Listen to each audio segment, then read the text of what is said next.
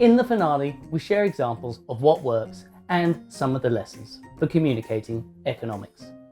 Thank you for watching.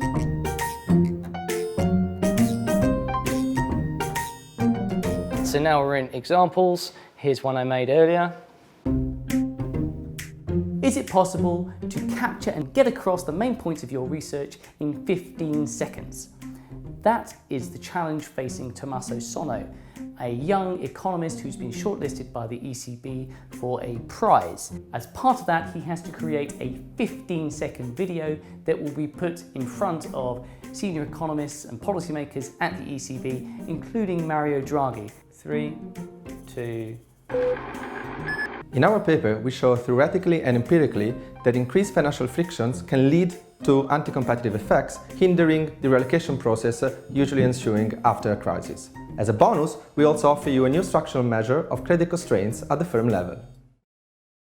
So we've got across the crux of what you're talking about in 15 seconds. Let's say your audience understands everything you just said. Could we change the order of things to try and capture them at the beginning? And then the second thing is, can we use the language that would make them care even more and would make more people care? The relocation process typically ensuing after a crisis can be slowed by anti-competitive effects coming from increased financial frictions. In our paper, we show this theoretically and empirically, and we also offer you a new structural measure of credit constraints at the firm level. Rather than sort of talk about the features of what you're going to offer them, if you could perhaps sort of sell it in terms of the benefits that they might get from it. Something along the lines of, after a crisis or a shock, we would hope that the economy recovers in the most efficient way, particularly firms, thereby ensuring the minimal number of job losses and getting back to full employment as soon as possible. We show in our paper that this is restricted heavily due to credit constraints for firms. So then we're into problem, your solution, which is starting off that we show this, and then the next thing you'll say is, and we have a measure of how credit constrained firms are. After an economic crisis, we hope that firms react quickly in order to minimize job losses.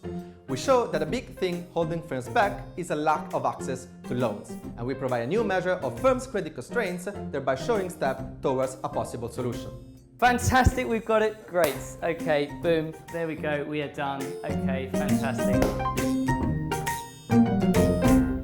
You might be facing a little bit of inner conflicts, wondering from what I have been saying whether it's possible to still pass all your economics exams and also speak English in a very clear and simple way to a wider audience. That's a picture of Russell Crowe, who is an economist facing schizophrenia in A Beautiful Mind. So, is it possible to write for two audiences at once? Let's take one approach. This was from a paper writing about what has happened to Africa over the last 40 years or so. So, could I get someone to read that out, please? Yeah.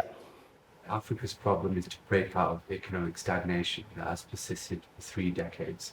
This article deploys existing primary research into an integrated argument that accounts for Africa's economic distinctiveness and derives implications for international policies for poverty reduction.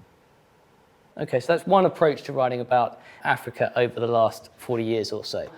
Could you please read out the second approach? I was a student at Oxford in 1968. The father of my friend had been the Governor General of a little country called Maseland, and so I read up on it. What I read made me resolve to go there. Renamed Malawi. It was the poorest country on the continent. It is easier to rename countries than to change them. 35 years later, it is still as dirt poor as it was then. In another 35 years, I doubt it will be much different, unless the book is about that, unless. Great. Which of the two approaches is going to be more appealing to you? Which one would you more likely want to read? Second approach, we can all agree on that? Okay. Does anyone want to guess who the first economist is? So, the first economist is Sir Paul Collier. He wrote that in 2007. He's an economist at Oxford University. Second economist is Paul Collier, writing in 2007 at exactly the same time. This is his best-selling book, The Bottom Billion. It's absolutely possible for you to write for different audiences. We had, broadly speaking, the same message, but had a different audience in mind. Who here can speak more than one language? Great. Multilingual. Economics has its own language, and there's going to be a language that you will speak when you're talking to colleagues, other economists, and so on. People outside are going to have another language. They're not going to use the word labour market. They're going to use the word job. They're not going to say, I experience lower wages. They're going to say, I earn less. Great. They're not going to worry about their educational outcomes. What are they going to worry about? Grades, exactly. It's possible, just as many of you are multilingual, to speak different languages to different audiences.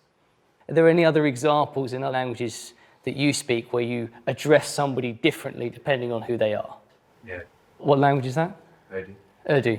Yeah. Could you give an example? I don't know if you're referring to like an elder. You just use completely different words.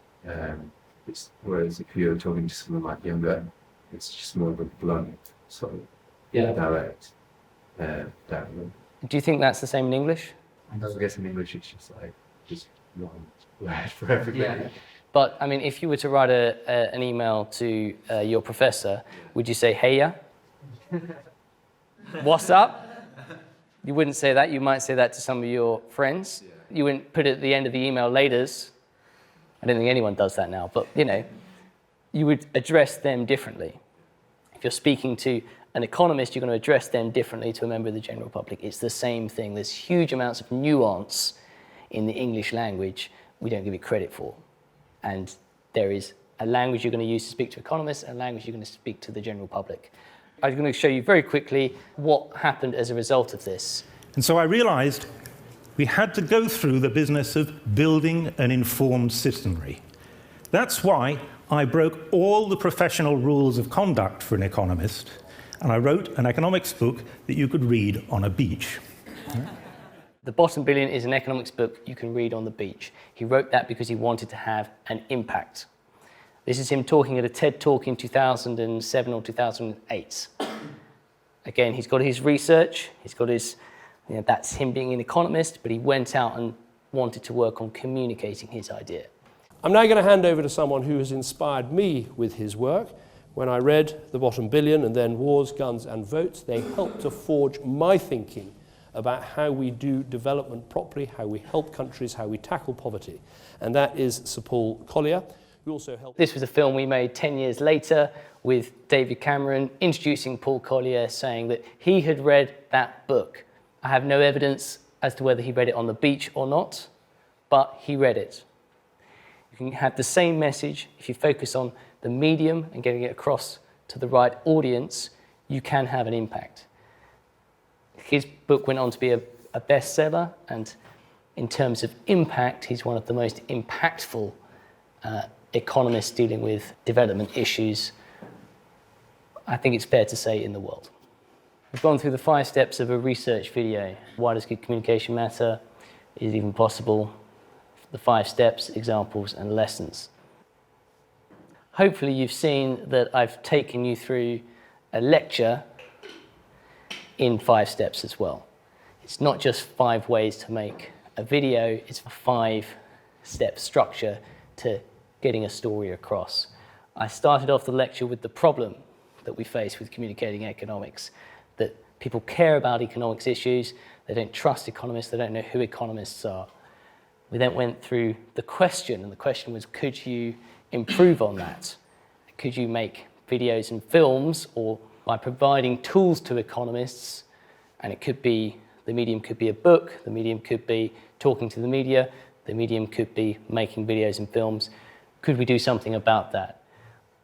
I then went through the method of my approach and Econ Films' approach. That's the 5-step method. We then went through the results of that, which we've just gone through now, and now we're on the takeaway, the lesson from this. And a key lesson I want you to take away from this is that it's not just this lecture or a video, it could be any story.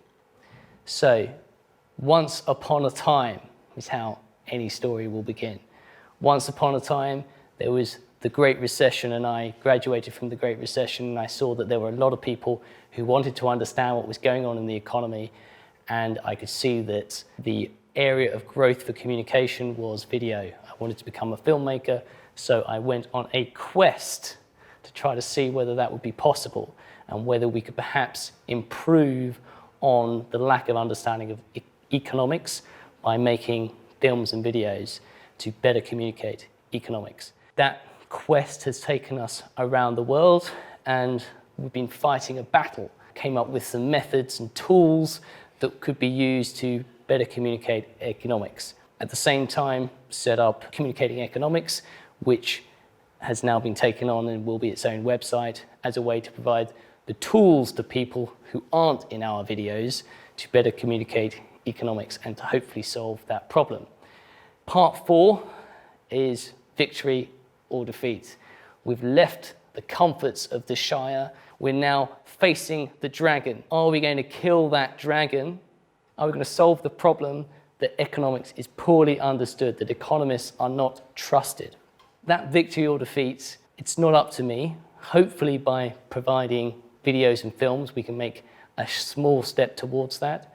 Hopefully by providing some of the tools in this lecture, we can help people help themselves towards better communicating economics. And part 5 of the story is we come home again with that improved knowledge. Hopefully I've imparted some of that to you, hopefully to some of the people watching as well, and you can go out and hopefully better communicate economics. Thank you very much for your time.